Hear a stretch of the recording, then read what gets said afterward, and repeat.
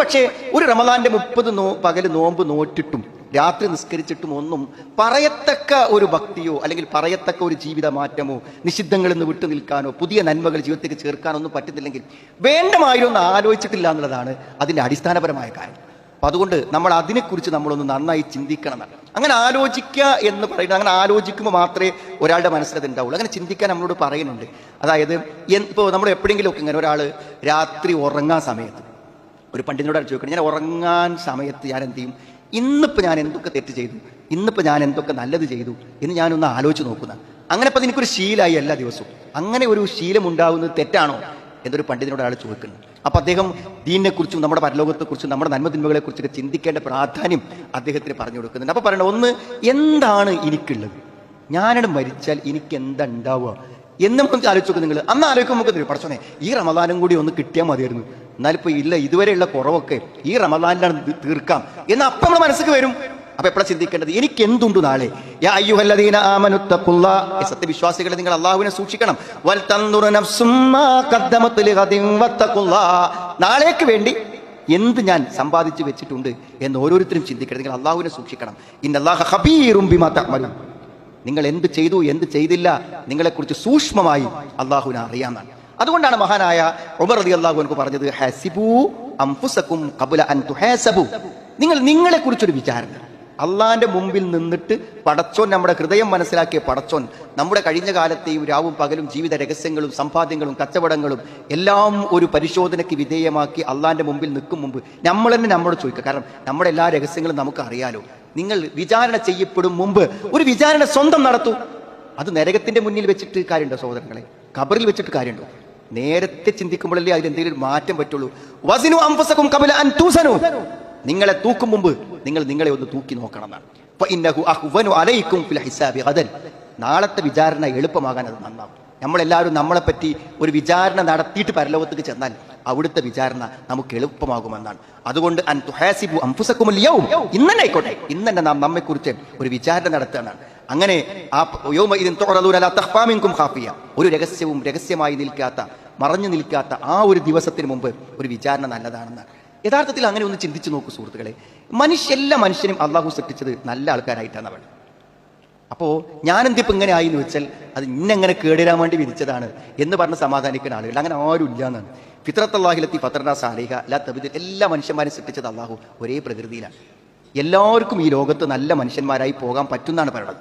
കുല്ലു മൗലൂദിൻ യൂലദു അലൽ ഫിത്ര എന്ന് പറഞ്ഞാൽ ഇസ്ലാമിക പ്രകൃതി, നമ്മൾ ശുദ്ധ മുസ്ലിമും മുഅ്മിനുമായിട്ടാണ് നമ്മൾ ഈ ഭൂമിയിലേക്ക് വന്നതെന്നാണ്.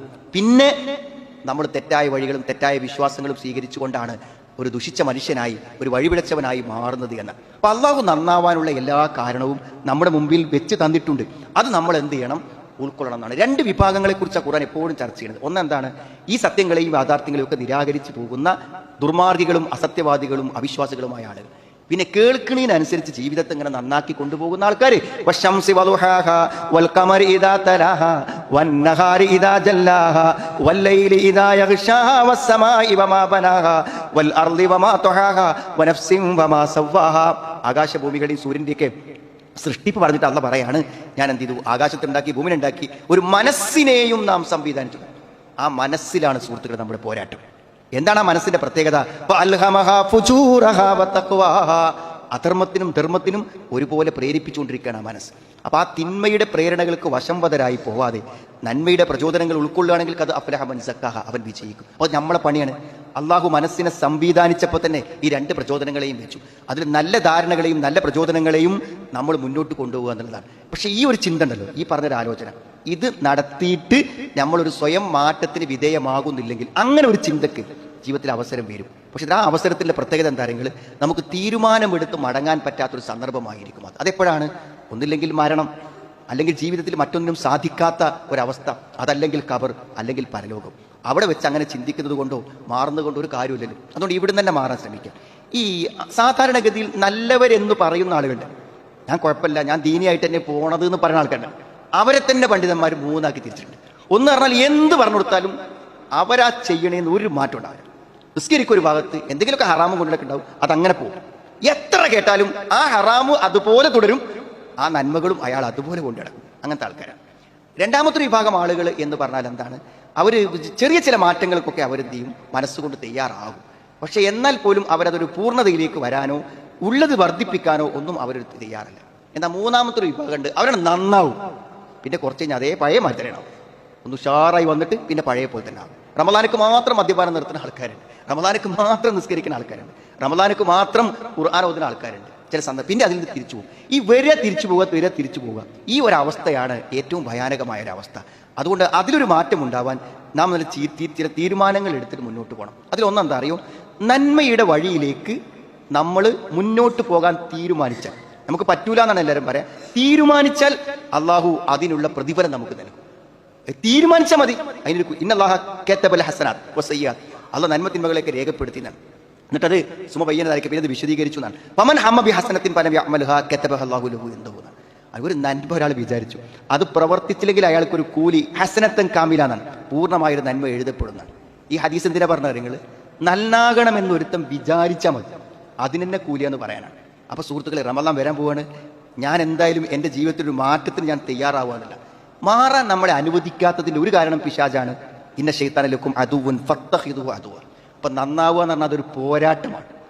ആരെങ്കിലും ഇങ്ങനെ നമ്മളെ മെല്ലെ വിളിച്ചുകൊണ്ടായി നന്നാക്കും വിചാരിക്കട്ടെ, നമ്മൾ പോരാടിയാലേ മാറും. ശത്രുവിനോടുള്ള പോരാട്ടം. എത്രയോ യുഗാന്തരങ്ങൾ പഴക്കമുള്ള, അറിവുള്ള, സാമർഥ്യമുള്ള, നമ്മുടെ ജീവിത സാഹചര്യങ്ങൾ അറിയുന്ന ഒരു പിശാചിനോടാണ് നമുക്ക് പോരാടാനുള്ളത്. അതുകൊണ്ട് ഫത്തഖിദുഹു അദുവ ഇന്നമാ യദ്ഉ ഹിസ്ബഹു ലിയകൂനു മിൻ അസ്ഹാബി സഈർ.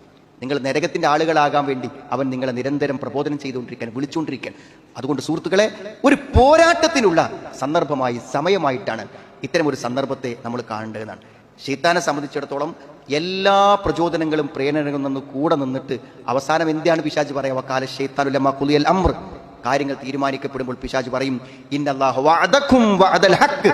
നിങ്ങളോട് പടച്ചോൻ പറഞ്ഞതാണ് ശരി, പടച്ചോനോട് നന്നാകാൻ പറഞ്ഞില്ലേ, അതായിരുന്നു നിങ്ങൾ കേൾക്കേണ്ടിയിരുന്നത്. വഅദതുക്കും, ഞാനും നിങ്ങളോട് ചില കാര്യങ്ങളൊക്കെ പറഞ്ഞു തന്നു. ഫഅഖ്ലഫ്തുക്കും വമാ കാന ലി അലൈക്കും മിൻ സുൽത്താൻ. ഞാൻ നിങ്ങൾക്ക് പറഞ്ഞു തന്നു, നിങ്ങളെ നിർബന്ധപൂർവ്വം തിന്മയിലേക്ക് കൊണ്ടുപോകാനൊന്നും എനിക്ക് പറ്റൂല. നിങ്ങൾ തിന്മയിലേക്ക് പോയത് നിങ്ങളുടെ ഇഷ്ടപ്രകാരമാണ്. ഇല്ല അൻ ദഅൗതുക്കും ഫസ്തജബ്തും ലീ.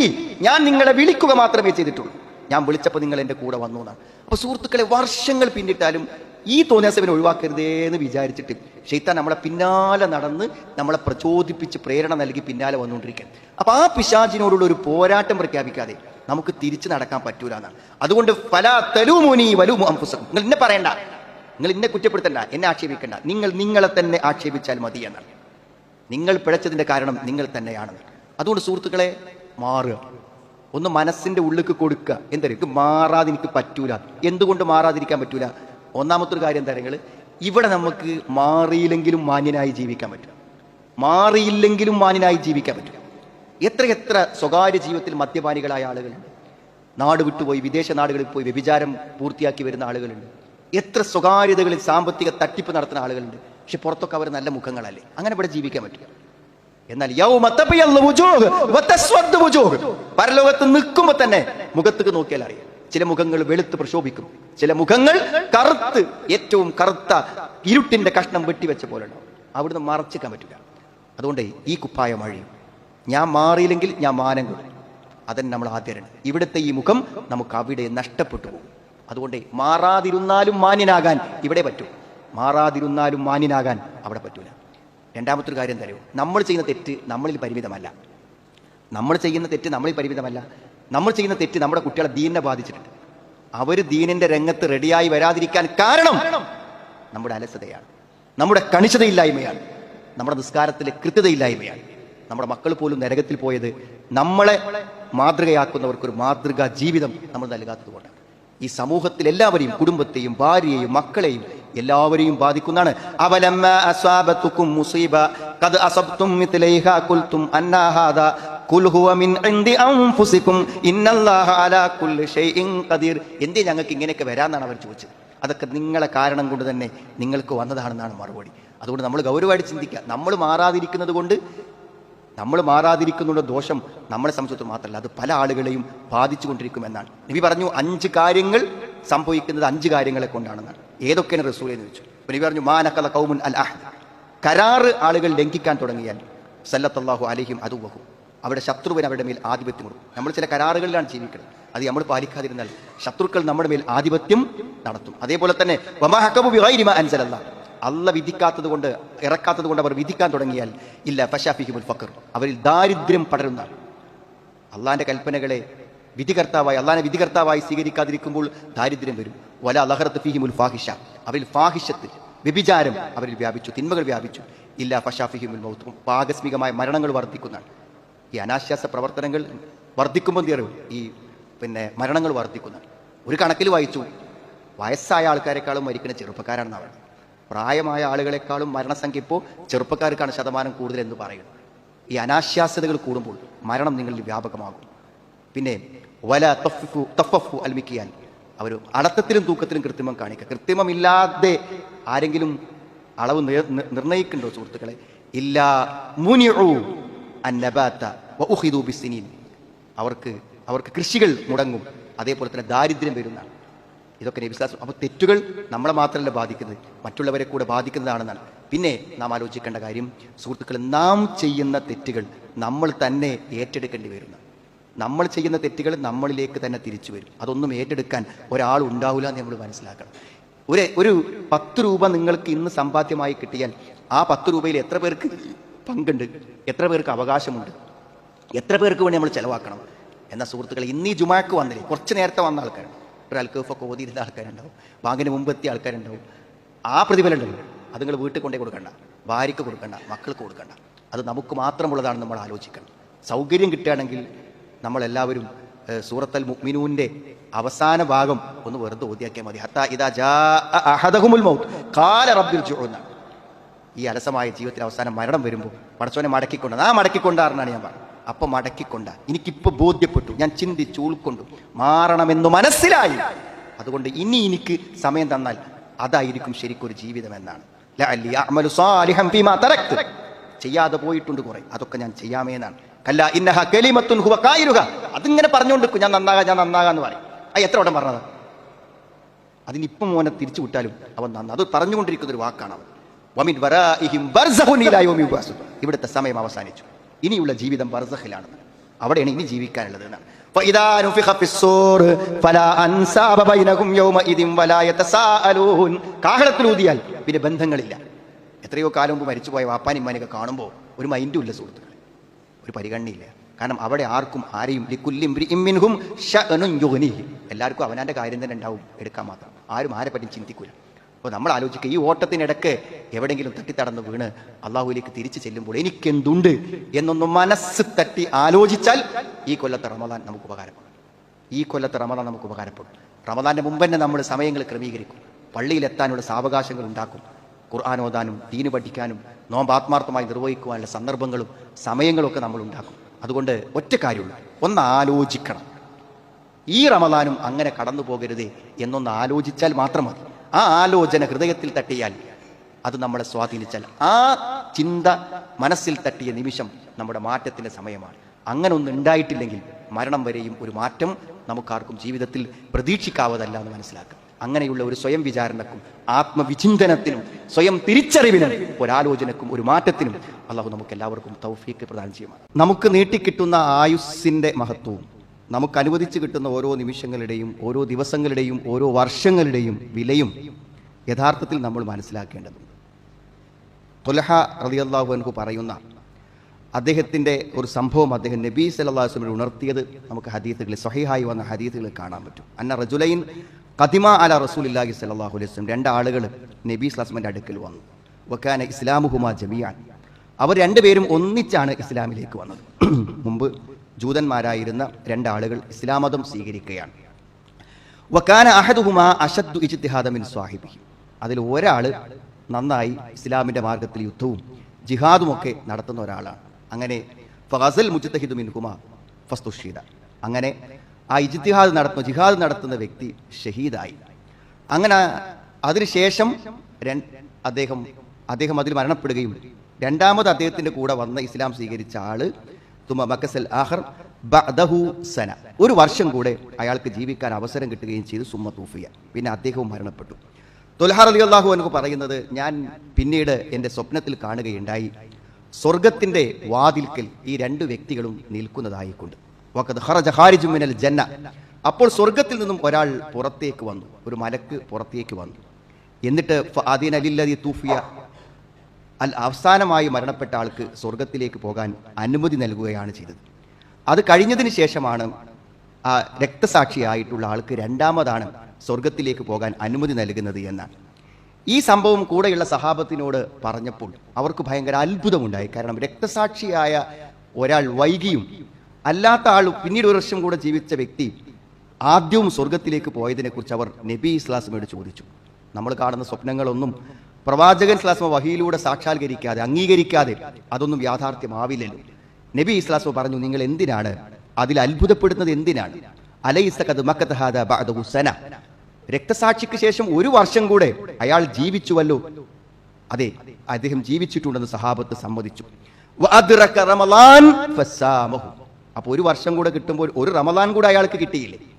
ഒരു റമദാന്റെ കാലം കൂടെ അദ്ദേഹത്തിന് കിട്ടി. അദ്ദേഹം നോമ്പ് നോൽക്കുകയും ചെയ്തു. കാലു, അവർ പറഞ്ഞു, ബല, അതെ യാ റസൂലല്ലാഹ്. ഒരു വർഷം അദ്ദേഹത്തിന് നിസ്കരിക്കാൻ വേണ്ടി സമയം കിട്ടി എന്നാണ്. മറ്റൊരു ഹദീസിൽ മറ്റൊരു റിപ്പോർട്ടിൽ കാണുന്ന 1800ഓളം നമസ്കാരങ്ങൾ അയാൾ ഫർളായി തന്നെ നിസ്കരിച്ചിട്ടുണ്ടായിരിക്കില്ലേ എന്നാണ്. അത് ഒരു വർഷത്തെ നമസ്കാരവും ഒരു നോമ്പും അയാൾക്ക് അധികം കിട്ടി എന്നാണ്. കാലു, ഫല, അതെ റസൂലേ. അപ്പൊ കാല റസൂലുള്ളാഹി സ്വല്ലല്ലാഹു അലൈഹി വസല്ലം, അങ്ങനെ നബി സ്വല്ലല്ലാഹു അത് അംഗീകരിച്ചുകൊണ്ട് സഹാബത്തിനോട് സംസാരിച്ചതായിട്ടാണ് ആ ഹദീസിൽ തുടർന്ന് പറയുന്നത്. സത്യത്തിൽ സഹോദരങ്ങളെ, നമുക്കിന്ന് മനസ്സിലാക്കാനുള്ള ഒരു കാര്യം, ഒരു വർഷം കിട്ടുമ്പോൾ അല്ലെങ്കിൽ ഒരു റമദാൻ കിട്ടുമ്പോൾ അതെന്തുമാത്രം നമ്മുടെ ജീവിതത്തിൽ പരലോകത്തേക്ക് അനുകൂലമാകുന്നു എന്നതിനെക്കുറിച്ചാണ് ഇതിൽ ഓർമ്മപ്പെടുത്തുന്ന ഒരു കാര്യം. അപ്പോൾ ജീവിതത്തിൽ ഒരു റമദാൻ കിട്ടാൻ വേണ്ടി സഹാബത്തൊക്കെ റമദാന്റെ മുമ്പ് 6 മാസം മുമ്പ് പ്രാർത്ഥന തുടങ്ങുന്നതാണ്. പടച്ചോനെ, അടുത്ത റമദാനിൽ ഞാൻ ഉണ്ടാകണേ എന്ന് പ്രാർത്ഥിക്കുമെന്നാണ്. റമദാൻ കഴിഞ്ഞാൽ കണക്കില്ലാത്ത പുണ്യങ്ങളും നന്മകളും ചെയ്തത് മുഴുവനും സ്വീകരിക്കാൻ വേണ്ടി റമദാൻ അനന്തരം മാസങ്ങളോളം അവർ പ്രാർത്ഥിച്ചിരുന്നു എന്നാണ് നമ്മുടെ പൂർവികന്മാരെ കുറിച്ച് മനസ്സിലാക്കുന്നത്. സത്യത്തിൽ യാദൃച്ഛികമായി കടന്നു പോകുന്ന എല്ലാ വർഷങ്ങളിലും ആവർത്തിച്ചു വരുന്ന ഒരു കാര്യം എന്നതിൽ കവിഞ്ഞ് ഒരു റമദാനിന്റെ മഹത്വം എത്രത്തോളം നമ്മൾ ഉൾക്കൊണ്ടിട്ടുണ്ട് എന്നാണ് ചോദിക്കുന്നത്. അപ്പോൾ ഒരു പണ്ഡിതരോട് ചോദിച്ചു, അങ്ങനെയാണെങ്കിൽ ഒരു റമദാനിന് വേണ്ടി ഞാൻ എന്താണ് ചെയ്യേണ്ടത്, എന്താണ് ഒരുങ്ങേണ്ടത്, എന്ത് ഇസ്തിഅദാദാണ്, എന്ത് തയ്യാറെടുപ്പാണ് ഞാൻ നടത്തേണ്ടത് എന്നാണ്. അതിന് അദ്ദേഹം കൊടുത്ത ഹദീസുകളിൽ വന്ന കാര്യങ്ങൾ ക്രോഡീകരിച്ചുകൊണ്ട് പറഞ്ഞ ചില കാര്യങ്ങൾ നമ്മളെ സംബന്ധിച്ചിടത്തോളം ശ്രദ്ധ ആവശ്യമാണ്. അടുത്തൊരാഴ്ച നമ്മുടെ ഒരു മകളുടെ വിവാഹമാണെന്ന് പറഞ്ഞാൽ അതെന്നായിരിക്കില്ലേ സുഹൃത്തുക്കളെ മനസ്സിൽ? അതിനുവേണ്ടിയുള്ള ഒരുക്കങ്ങളെക്കുറിച്ചും കാര്യങ്ങളെക്കുറിച്ചും നമ്മൾ ചിന്തിക്കും. അടുത്തൊരു വർഷം നമ്മളൊരു പുതിയ കട ഉദ്ഘാടനം ചെയ്യുന്നു എന്ന് പറഞ്ഞാൽ ഒരു വർഷമൊക്കെ ചിലപ്പോൾ അതിനെക്കുറിച്ച് ചിന്തിച്ചു അതേ സൈറ്റിൽ തന്നെ രാവിലെയും വൈകുന്നേരവും പോയി അതിൻ്റെ ഒരുക്കങ്ങൾ നമ്മൾ നടത്തും. എന്നാൽ ജീവിതം തന്നെ നിർണ്ണയിക്കുന്ന ഒരു റമദാൻ സമാഗതമാകുമ്പോൾ നാം എന്തൊരു ഒരുക്കമാണ് അതിനുവേണ്ടി നടത്തുന്നത് എന്നൊരു ചോദ്യം പ്രധാനമായ കാര്യമാണ്. അതിലേറ്റവും ഒന്നാമതായി പറഞ്ഞിട്ടുള്ള കാര്യം, പാപരഹിതമായി തൗബയോടുകൂടെ ഒരു റമദാനിനെ സ്വീകരിക്കാൻ നമ്മുടെ മനസ്സിനെ സജ്ജമാക്കുക എന്നുള്ളതാണ് ഒന്നാമത്തെ കാര്യം. അപ്പൊ ഇപ്പൊ തന്നെ നമ്മളൊന്നിങ്ങനെ ആലോചിക്കുക, പടച്ചോനെ, മനുഷ്യന്മാരല്ലേ സുഹൃത്തുക്കളെ, എന്തായിരുന്നാലും ചില തെറ്റുകളും കുറ്റങ്ങളും ഒക്കെ നമ്മളിൽ ഉണ്ടായിരിക്കും. ചിലരൊക്കെ ചില തെറ്റുകളിൽ നിരന്തരമായിരിക്കും. അപ്പോൾ ഒരു റമദാനിലെ നോമ്പൊക്കെ ഒരു നല്ല മനസ്സോടുകൂടെ സന്തോഷത്തോടുകൂടെ നിർവഹിക്കണം എന്നുണ്ടെങ്കിൽ നമ്മൾ ആ തെറ്റിനെ കുറിച്ചുള്ള നമ്മുടെ കുറ്റബോധം, അള്ളാഹുവും നമ്മളും തമ്മിലുള്ള ആ ബന്ധം നന്നാക്കണ്ടേ. അപ്പോഴല്ലേ നമുക്ക് സത്യസന്ധമായി ഒരു ആരാധന നമുക്ക് നിർവഹിക്കാൻ സാധിക്കുകയുള്ളൂ എന്നാണ്. മാത്രവുമായില്ല, ഇന്നമാ യതഖബ്ബലുല്ലാഹു മിനൽ മുത്തഖീൻ, ഒരു മുത്തഖിയിൽ നിന്നേ അള്ളാഹു ഒരു കർമ്മം സ്വീകരിക്കുള്ളൂ. അപ്പോൾ റമദാനിലെ ഇത്രമാത്രം പുണ്യം നിറഞ്ഞ ഒരു മാസം അള്ളാഹു നമ്മളിൽ നിന്ന് സ്വീകരിക്കപ്പെടാനുള്ള പാപരഹിതമായ തെറ്റുകളിൽ നിന്ന് മുക്തമായ ഒരു മാനസികാവസ്ഥ നമുക്കുണ്ടാകേണ്ടതുണ്ട്. അള്ളാഹു പറയുന്നുണ്ട് പല സ്ഥലങ്ങളിൽ, ഖുർആനിൽ ആവർത്തിച്ച് നമ്മളോട് ആവശ്യപ്പെടുന്ന ഒരു കാര്യമാണ്. ഇത് റമദാനിക്ക് വേണ്ടതോ അല്ലെങ്കിൽ റമദാന്റെ മുമ്പ് വേണ്ടതോ മാത്രമായ ഒരു കാര്യമല്ല. വതുബൂ ഇലല്ലാഹി ജമീഅൻ അയ്യുഹൽ മുഅ്മിനൂൻ, ഈ സത്യവിശ്വാസികളെ, നിങ്ങൾ എല്ലാവരും അള്ളാഹുവിലേക്ക് പശ്ചാത്തപിച്ചു മടങ്ങുക. ലഅല്ലക്കും തുഫ്ലിഹൂൻ, നിങ്ങൾ വിജയിച്ചേക്കാം എന്ന് സൂറത്ത് നൂറിൽ അള്ളാഹു പറയുന്നു. അപ്പോൾ വിജയത്തിന്റെ നിദാനം എന്ന് പറയുന്നത് പാപങ്ങളിൽ നിന്നും ആത്മാർത്ഥമായി പശ്ചാത്തപിച്ച് മടങ്ങുക എന്നുള്ളതാകുന്നു. യാ അയ്യുഹന്നാസു തൂബൂ ഇലല്ലാഹ്, ജനങ്ങളെ, നിങ്ങൾ അല്ലാഹുവിലേക്ക് ഖേദിച്ചു മടങ്ങുക. ഫഇന്നി അതൂബു ഫിൽ യൗമി ഇലൈഹി മിഅത മർറ, റവാഹു മുസ്ലിം. ഞാൻ ഒരു ദിവസം 100 പ്രാവശ്യം അള്ളാഹുവോട് പശ്ചാത്തപിക്കുന്നു എന്നാണ്. അപ്പൊ തെറ്റുകളിൽ നിന്ന് മുക്തമായ ഒരു മാനസികാവസ്ഥയിൽ റമദാനെ നമുക്ക് സ്വാഗതം ചെയ്യാൻ കഴിഞ്ഞാൽ തീർച്ചയായും അതിന് മറ്റൊരു റമദാനിനും ലഭിക്കാത്ത ഒരാനന്ദവും നിർവൃതിയും നമുക്കുണ്ടാവും. അതായത് എന്ത് നന്മ ചെയ്യുകയാണെങ്കിലും തെറ്റായ കാര്യങ്ങളിൽ നിലകൊള്ളുന്നവരെ സംബന്ധിച്ചിടത്തോളം വളരെ വലിയ കുറ്റബോധത്തോടു കൂടി അത് നിർവഹിക്കാൻ പറ്റും. നമ്മൾ നിസ്കരിക്കാൻ കൈയെട്ടിയാൽ അത് മനസ്സിൽ വരും. നോമ്പിന്റെ പകലുകളിൽ ഇങ്ങനെ ദാഹവും വിശപ്പും വരുമ്പോൾ പടച്ചവനത്തൊക്കെ അങ്ങോട്ട് എത്തുമോ, ഞാൻ അത്ര നല്ലൊരു ആളൊന്നല്ലല്ലോ എന്ന ഒരു കുറ്റബോധം മനസ്സിൽ എപ്പോഴും ഉണ്ടാവും. അപ്പോൾ സംതൃപ്തകരമായ സമാധാനപൂർണ്ണമായ ഒരു റമദാൻ എന്ന് പറയുന്നത് പാപരഹിതമായി അതിനെ സ്വീകരിക്കാൻ കഴിയാന്നുള്ളതാണ്. അപ്പോൾ പല ആളുകളും റമദാന്റെ 1-ാം തീയതി നിർത്തും തെറ്റുകളൊക്കെ. അതാ 30 വരെയാണ് പോകും. 30 കഴിഞ്ഞാൽ പിന്നെ എന്ത് ചെയ്യും, മാസം കാണുന്നോട് കൂടെ അതൊക്കെ മറക്കും. അങ്ങനെ അല്ല സുഹൃത്തുക്കൾ. ഇനി നമുക്കൊന്ന് നേരത്തെ തുടങ്ങും. ഒരാഴ്ച മുന്നേ അതൊക്കെ ഒന്ന് നിർത്തിവെച്ച് തുടങ്ങിയിട്ട് നല്ലൊരു മാനസികാവസ്ഥയിൽ റമദാനെ സ്വീകരിച്ച് റമദാനിന് ശേഷവും അത് തുടരാനുള്ള ഒരു മാനസികാവസ്ഥ ഉണ്ടാവുക എന്നുള്ള. രണ്ടാമത് നിർദ്ദേശിക്കപ്പെട്ട ഒരു കാര്യം എന്ന് പറഞ്ഞാൽ പ്രാർത്ഥിക്കുക എന്നുള്ളത്. നമ്മൾ എന്ത് കാര്യത്തിന് വേണ്ടി നമ്മൾ എത്ര ഒരുങ്ങിയാലും അള്ളാഹുവിന്റെ ഒരു സഹായവും ഒരു ഗുരുത്വവും കിട്ടുമ്പോഴാണല്ലോ അതൊക്കെ നേരാവുക. അപ്പൊ നമ്മൾ പടച്ചവനോട് ചോദിക്കുക, ഈ റമദാൻ അള്ളാഹു ഏറ്റവും സത്യസന്ധമായി ഏറ്റവും പ്രയോജനപ്രദമായി നാളെ പരലോകത്ത് അതിന്റെ സ്വാധീനങ്ങളെ അനുഭവിക്കാൻ പറ്റുന്ന ഫലവത്തായ ഒരു നോമ്പാക്കി തീർക്കാൻ എനിക്കതിനു വേണ്ടി തൗഫീക്ക് വേണമെന്ന് ആത്മാർത്ഥമായി നമ്മൾ എന്ത് ചെയ്യാനും മുസ്ലിം റബ്ബ്, ഒരു മുസ്ലിം തന്നെ റബ്ബിനോട് പ്രാർത്ഥിച്ചുകൊണ്ടിരിക്കുന്നതാണ്. ആരോഗ്യം വേണ്ട സുഹൃത്തുക്കൾ. എന്തെങ്കിലും അസുഖം വന്നാൽ ചിലപ്പോൾ നോമ്പ് വിൽക്കാൻ പറ്റൂല.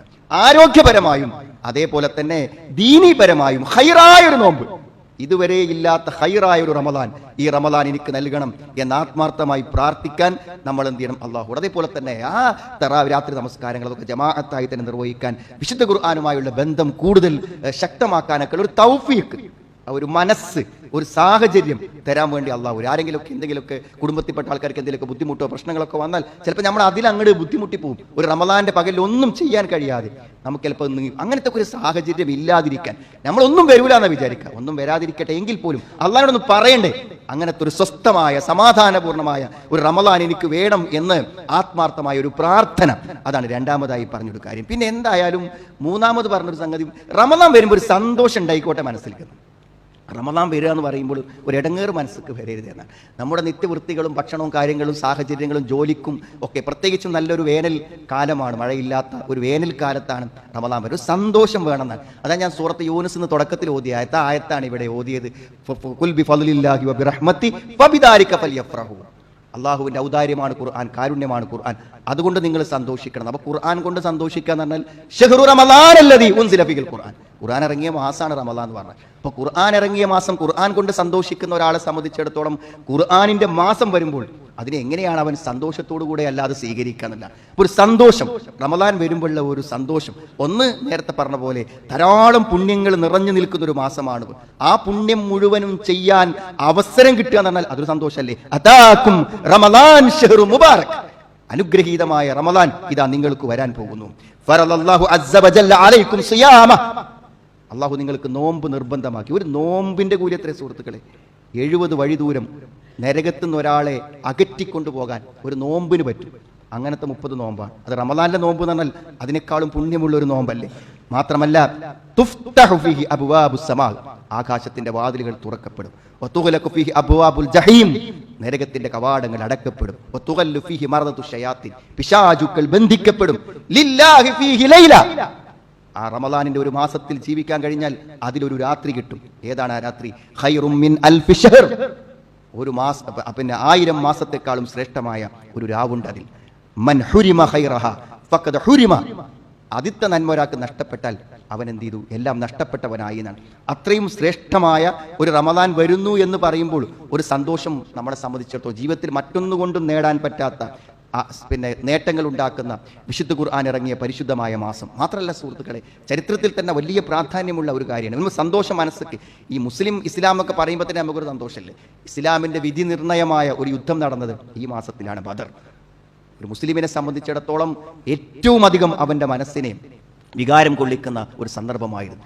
ഇങ്ങനെയുള്ള നന്മകളുടെയും പുണ്യങ്ങളുടെയും ഏറ്റവും നല്ല, അപ്പോൾ ആ നോമ്പ് തുറക്കുന്ന ഒരു സമയം, രാത്രി നമസ്കാരത്തിൻ്റെ ഭക്തിസാന്ദ്രമായ സമയങ്ങൾ, നോമ്പ് തുറക്കുമ്പോൾ സമയത്തുള്ള ഒരു പ്രാർത്ഥന, അതേപോലെ തന്നെ വിശുദ്ധ ഖുർആനിലെ ആത്മബന്ധം, എന്തായാലും ദീനിൻ്റെ കാര്യങ്ങൾ ചെയ്യുമ്പോൾ കിട്ടുന്ന ഒരു സമാധാനം വേറൊന്നും കിട്ടുമല്ലോ. അപ്പോൾ ദീൻ ഏറ്റവും നന്നായി നമ്മുടെ ജീവിതത്തിൽ പ്രതിഫലിക്കുന്ന ഒരു മാസത്തെക്കാളും ആനന്ദകരമായും സന്തോഷകരമായും മറ്റേത് കാലമാണ് ജീവിതത്തിൽ ഉണ്ടാകും. ഇപ്പോൾ റമളാൻ വരുമ്പോൾ ഒരു സന്തോഷം നമ്മുടെ മനസ്സിലേക്ക് വേണം എന്നാണ് മറ്റൊരു കാര്യം. മാത്രമല്ല നാലാമത് അതിൻ്റെ കൂട്ടത്തിൽ ഓർമ്മപ്പെടുത്തിയ ഒരു കാര്യം നിർബന്ധമായ നോമ്പുകൾ നോറ്റുവീട്ടാൾ അവർ നോറ്റുവീട്ടണം. അതൊക്കെ സ്വാഭാവികമായി നടക്കുന്ന കാര്യമാണ്. എങ്കിൽ പോലും അത് വേണമെന്ന സമയത്തു ആയിഷ റളിയല്ലാഹു അൻഹ യഖൂൽ, ആയിഷ റളിയല്ലാഹു അൻഹ പറയുന്നതായിട്ട് ഞാൻ കേട്ടു എന്ന് അബൂ സലമ റളിയല്ലാഹു അൻഹു പറയുന്നുണ്ട്. കാന യകൂനു അലയ്യ അസ്സൗം മിൻ റമളാൻ, എനിക്ക് പിന്നെ റമളാനിലെ നോമ്പുകൾ നോറ്റ് വീട്ടാനുണ്ടായിരിക്കും. ഫമാ അസ്തതിഉ അൻ അഖ്ളിയഹു ഇല്ലാ ഫി ശഅബാൻ, ശഅബാനിലല്ലാതെ എനിക്കത് നോറ്റ് വീട്ടാൻ സാധിച്ചിരുന്നില്ല എന്നാണ്. അപ്പോൾ ഷഅബാന്റെ സമയം വരുമ്പോഴേക്കെങ്കിലും നമ്മുടെ നോമ്പുകൾ പൂർണ്ണമായും ഏതെങ്കിലും നോമ്പുകൾ, ചിലപ്പോൾ സാധാരണ സ്ത്രീകളൊക്കെ അത് ഓർമ്മിച്ച് വെക്കും. പുരുഷന്മാരൊക്കെ ഏതെങ്കിലുമൊക്കെ യാത്രാ സമയങ്ങളിലൊക്കെ നോമ്പ് വിട്ടുപോയതുണ്ടെങ്കിൽ ചിലപ്പോൾ ഒക്കെ എല്ലാ വർഷവും പൂർണ്ണമായി നോൽക്കുന്ന ആളുകൾ ഒരു പക്ഷേ നോറ്റിട്ടുണ്ടാവും എന്ന് വിചാരിക്കും. പക്ഷേ ശരിക്കും ചിന്തിച്ചാൽ ചിലപ്പോൾ അസുഖം വന്നിട്ടോ യാത്ര പോയിട്ടൊക്കെ വല്ല നോമ്പുകൾ നഷ്ടപ്പെട്ടിട്ടുണ്ടോ എന്ന് വളരെ ഗൗരവമായിട്ട് നമ്മൾ ചിന്തിക്കണം. കാരണം നമ്മൾ മരിച്ചാൽ അനന്തരാവകാശികൾ പോലും നോറ്റ് വീട്ടണം എന്ന് പറയത്തക്ക വിധത്തിൽ അത്ര വലിയൊരു ബാധ്യതയായ നോമ്പ് നമുക്ക് നഷ്ടപ്പെട്ടു പോകാതിരിക്കാൻ ശ്രദ്ധിക്കണം. അതിലുപരി മറ്റൊരു കാര്യം അതിനോട് ചേർത്ത് പറഞ്ഞത്, നോമ്പിൻ്റെ വിധിവിലക്കുകളെക്കുറിച്ച് നമ്മൾ ശരിക്കും മനസ്സിലാക്കണം. നോമ്പിൻ്റെ കർമ്മശാസ്ത്രപരമായ കാര്യങ്ങളെക്കുറിച്ച്. അതിനാണ് ഈ റമദാൻ്റെ മുമ്പൊക്കെ നമ്മൾ അതിനുവേണ്ടി ക്ലാസ്സുകളും പരിപാടികളും ദർസുകളും ഒക്കെ വെക്കുന്നത്. അഖിലൻ റമദാൻ എന്നൊക്കെ പറഞ്ഞ് അതിനെപ്പറ്റിയുള്ള വിധിവിലക്കുകൾ ശരിക്കറിയണം. നോമ്പ് മുറിയുന്ന കാര്യങ്ങൾ, നോമ്പ് കൂടുതൽ ശ്രേഷ്ഠമായി നിർവഹിക്കാൻ പറ്റുന്ന കാര്യം, നോമ്പിൽ നമുക്ക് ഏറ്റവും പുണ്യകരമായ കാര്യങ്ങൾ, നോമ്പിലുള്ള നമ്മൾക്ക് പാലിക്കേണ്ട സൂക്ഷ്മതകൾ, അതിൻ്റെ എല്ലാ അർക്കാനുകളും അമാലുകളും എല്ലാം നമ്മൾ പറഞ്ഞു. നോമ്പിൻ്റെ നീയത്ത്, ഇത്തരം കാര്യങ്ങളെക്കുറിച്ചൊക്കെ ശരിയായ ഒരു അറിവ് നോമ്പിൻ്റെ മുമ്പ് തന്നെ നമ്മൾ കേട്ട് മനസ്സിലാക്കണം. കാരണം നോമ്പിൻ്റെ ക്ലാസ്സുകളിൽ പങ്കെടുക്കുമ്പോൾ ചില കാര്യങ്ങളൊക്കെ നമുക്ക് ലഭിക്കും. ചിലപ്പോൾ ഒരാഴ്ച കഴിഞ്ഞിട്ടുണ്ടാവും, 2 ആഴ്ച കഴിഞ്ഞിട്ടുണ്ടാവും, നോമ്പിനെ കുറിച്ച് മനസ്സിലാക്കാനും അറിയാനൊക്കെ. അതേപോലെ തന്നെ നമ്മുടെ ആരാധനകളെ ബാധിക്കുന്ന നിലക്കുള്ള തിരക്കുകൾ ഒഴിവാക്കണം. ഒരു മാസം നമുക്ക് കിട്ടില്ലേ സുഹൃത്തുക്കളെ, പരമാവധി സമയം ഉപയോഗപ്പെടുത്താൻ നമ്മുടെ ജോലിയിൽ, നമ്മുടെ കച്ചവടങ്ങളിൽ, മറ്റു കാര്യങ്ങളിലൊക്കെ എന്താണ് അതിനെ ബാധിക്കാത്ത രൂപത്തിൽ നമുക്ക് എങ്ങനെ നമ്മുടെ സമയം കുറച്ചും കൂടെ റമദാനിക്ക് കിട്ടത്തക്ക വിധത്തിൽ സമയത്ത് നമുക്ക് അതിൻ്റെ ഷെഡ്യൂളുകളെ, അതിൻ്റെ സമയക്രമങ്ങളെ എങ്ങനെ ക്രമപ്പെടുത്താൻ പറ്റും എന്നതാണ്. അൽ മുസ്താറഅതു ഫീ ഇൻഹാഇൽ അഅമാൽ അല്ലത്തി ഖദ് തശ്ഗുലുൽ മുസ്ലിം ഫീ റമദാൻ അൽ ഇബാദാത്ത്. ആരാധനകളെ ബാധിക്കുന്ന കാര്യങ്ങളെ എന്ത് ചെയ്യണം, ഒന്ന് ക്രമീകരിച്ചിട്ട്, ദുനിയാവിലുള്ള കാര്യങ്ങൾ ഒന്ന് ക്രമീകരിച്ച് നമ്മൾ എന്ത് ചെയ്യണം. അതേപോലെ തന്നെ കുടുംബത്തെ പ്രോത്സാഹിപ്പിക്കണം. നമ്മളൊരു പ്ലാൻ പറയാണ്, നമുക്ക് റമദാനൊക്കെ നമുക്ക് പള്ളിക്ക് ഒന്നിച്ച് പോകണം, തറാവീഹിന്റെ സമയം ഇന്നതാണ്, ഇന്ന സ്ഥലത്താണ് നമ്മൾ നിസ്കരിക്കാൻ വേണ്ടി പോകേണ്ടത്, അവിടെ ഇന്ന ദർസിൽ നമുക്ക് വേണമെങ്കിൽ ക്ലാസ്സിന് പോകണം എന്നൊക്കെയുള്ളൊരു പ്ലാനിങ് നമ്മുടെ വീട്ടിൽ എന്ത് വേണമെന്നാണ്. റമദാൻ്റെ അന്ന് തറാവീഹിന് ഇശാക്ക് ബാങ്ക് കൊടുക്കുമ്പോഴല്ല നമ്മളിപ്പോൾ എങ്ങടാ നിസ്കരിക്കാൻ പോകുകയെന്ന് ആലോചിക്കേണ്ടത്. കുടുംബം നമ്മുടെ എല്ലാവരെയും കുട്ടികൾക്കുമൊക്കെ ഒരു പ്രോത്സാഹനം എന്ന നിലക്ക് വരാനും പോകാനും ഒക്കെയുള്ള സംഗതികൾ. അതിലുപരി എന്താണ്, ഒരു മാസം ശരിക്കും ദീൻ അറിയാനും പഠിക്കാനും, ഖുർആന്റെ മാസത്തിൽ ഖുർആൻ പഠിക്കാനും ഏത് പുസ്തകമാണ് നമ്മൾ തിരഞ്ഞു വെച്ചത്? അതൊക്കെ ചോദിക്കട്ടെ. ഏത് പുസ്തകമാണ് നമ്മൾ തിരഞ്ഞു വെച്ചത്? അല്ലെങ്കിൽ ഏത് പണ്ഡിതനിൽ നിന്നാണ് നമ്മൾ കേൾക്കാൻ തീരുമാനിച്ചത്? അല്ലെങ്കിൽ എവിടെ നിന്നാണ് നമ്മൾ പഠിക്കാൻ തീരുമാനിച്ചത്? വിശുദ്ധ ഖുർആനുമായുള്ള ആത്മബന്ധത്തിന് പറ്റുന്ന ക്ലാസ്സുകളും പഠന കാര്യങ്ങളും ഒക്കെ നമ്മൾ അതിനെപ്പറ്റി എന്ത് ചെയ്യണം, ആലോചിക്കണം എന്നാണ്. സാധാരണ പറയാ, റജബിൽ എന്ത് ചെയ്തു, ഒരു കൃഷി നട്ടു, അതേപോലെ തന്നെ ഷഅബാനിൽ അത് നനച്ചു, റമദാനിൽ അത് കൊയ്തു എന്നാണ് പറയാ. ഒരു നല്ല റമദാനിന് വേണ്ടി നമ്മൾ തയ്യാറാകുമ്പോൾ റജബ് തന്നെ ആലോചിച്ചു എന്നാണ്. ഷഅബാനിൽ കുറച്ചധികം നോമ്പുകൾ നോറ്റു. എന്തിനാണ്? റമദാന്റെ നോമ്പിന് മുന്നോടിയായി നമ്മുടെ മനസ്സിനെ സജ്ജമാക്കാൻ. എന്നിട്ട് റമദാൻ പൂർണ്ണമായും അതെന്ത് ചെയ്തു, ശരിയായി ആസ്വദിച്ചു. ചില ആൾക്കാർക്ക് നോമ്പ് തുടങ്ങി ഒരാഴ്ച കഴിഞ്ഞിട്ടാണ് റമദാനിക്ക് കയറുക. എന്നാൽ ഷാബാനിൽ കുറച്ച് നോമ്പൊക്കെ നോറ്റ ആൾക്കാർ റമദാന്റെ ഒന്നിന് തന്നെ എത്തിയും റമദാനിലേക്ക് പ്രവേശിക്കുമെന്നാണ് പറയുന്നത്. അതേപോലെ തന്നെ സുഹൃത്തുക്കൾ, ഖുർആന്റെ പാരായണം റമദാനിൽ എന്തായാലും നമ്മൾ പാരായണം ചെയ്യും. പക്ഷേ ഖുർആന്റെ പാരായണം നേരത്തെ തന്നെ നമ്മൾ സജീവമാക്കി കൊണ്ടുവരുമ്പോൾ നമ്മുടെ മനസ്സിലേക്ക് ഒരു ഈമാൻ നിറയും. മനസ്സൊക്കെ അങ്ങനത്തെ ഒരു ധന്യത ഖുർആന്റെ പാരായണം കൊണ്ടുണ്ടാകും. അതും റമദാന്റെ മുമ്പ് നമ്മൾ ആരംഭിക്കുന്നത് നല്ലത്. പിന്നെ റമദാനിൽ എന്താണ് ചെയ്യേണ്ടത്? അതിന് പല ഉത്തരങ്ങളുണ്ട്. അതിലൊരു ഉത്തരമാണ് യാ ബാഗിയൽ ഖൈർ അഖ്ബിൽ, നന്മ ചെയ്യുന്നവനെ നീ മുന്നോട്ട് വരൂ. യാ ബാഗിയ ശർറ അഖ്സിർ, തിന്മ ചെയ്യുന്നവനെ ചുരുക്കൂ, തിന്മകളെ കുറക്കൂ.